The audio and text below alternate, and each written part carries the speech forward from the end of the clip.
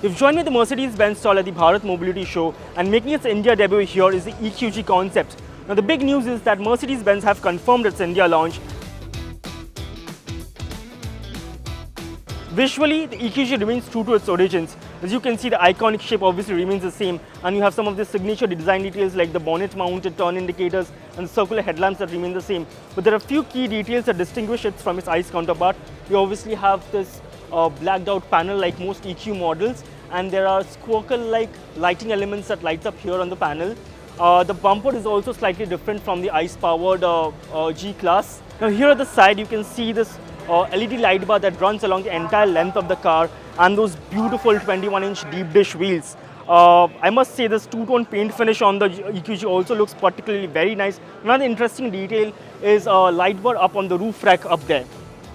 Nothing much has changed over here at the back. You get the same set of tail lamps, but what's unique here is the spare wheel has been swapped for a lockable box where you can store your charger.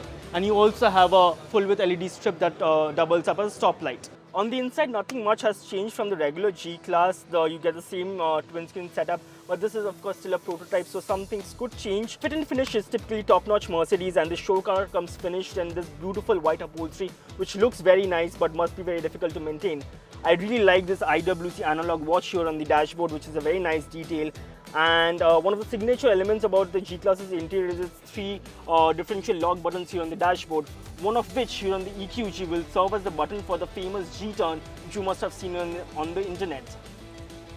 Space at the back remains largely the same, but because the battery is mounted underneath the car, the floor is a little bit higher up here on the EQG. Now under the skin, the EQG gets 4 electric motors for each of its 4 individual wheels.